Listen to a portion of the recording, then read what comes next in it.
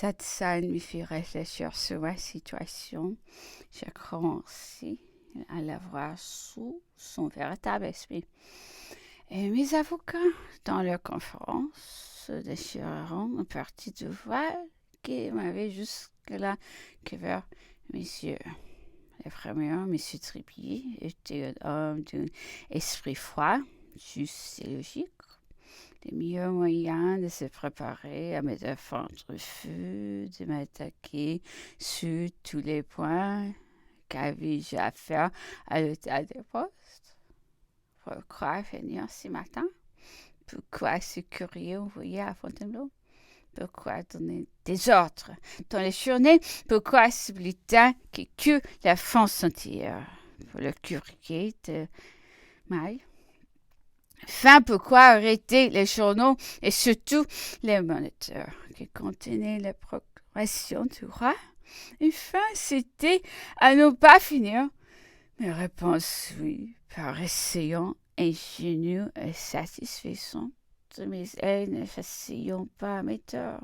Il fut bientôt convaincu que je vais céder à un mouvement et réfléchi. Cela ne suffisait pas pour m'absoudre jusqu'à la vue du jugement. Son opinion était que je serais condamné à 5 années d'emprisonnement pour être emparé de pouvoir. Chapitre 14. Les conférences préliminaires se continueront 2 fois par semaine pendant près d'1 mois. Peu de jours avant l'ouverture des débats, le moniteur m'apporta la terrible lettre adressée à la Chambre des pairs et signée du duc de Richelieu contre le maréchal Ney.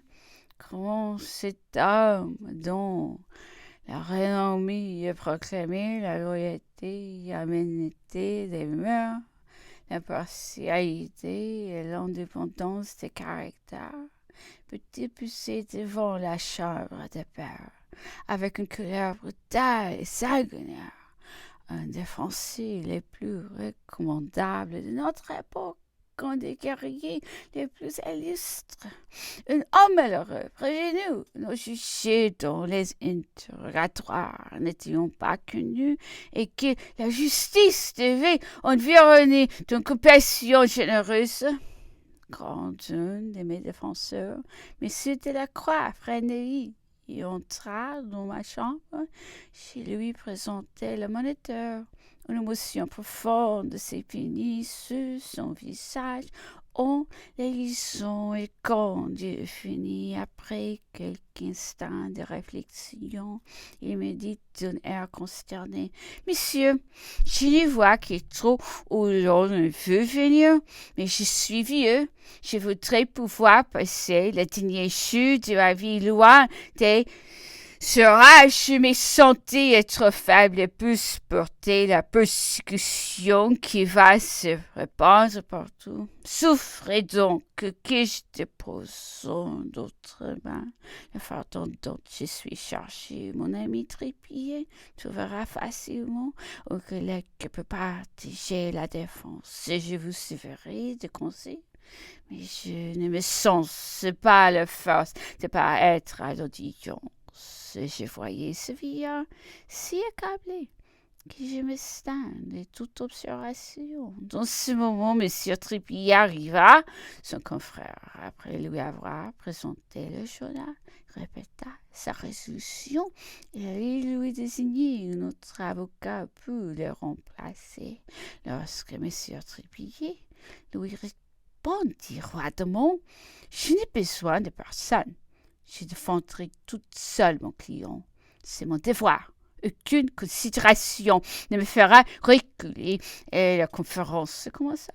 Pendant que je me discutais peu ma vie, mon enfant meurait dans les bras de sa pauvre mère.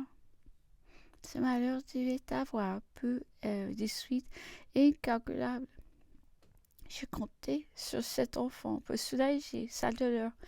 Après ma mort, les soins qu'il réclamait et qu'elle lui prodiguerait avec une tendresse si passionnée Louis Ferraillon que remis la vie, a été lui été enlevé brusquement quelques heures. J'étais au désespoir. Le lendemain, lorsque les croix prennent vie au train, était où il me trouva. Louis supposait que la crainte de condamnation à mort était la cause de mon trouble. Est-il allé me prodiguer les lieux communs de consolation quand je lui annonçai les nouvelles malheurs dont j'étais frappé? Mon Dieu, me dit-il en me pressant dans ses bras, c'est trop à la fois. Oubliez le moment de faiblesse que je vous ai montré. Je ne vous quitterai plus. Oui, je vous défendrai. Elle dit noblement parole en venant à l'audience et en assistant son confrère pendant le cœur des débats.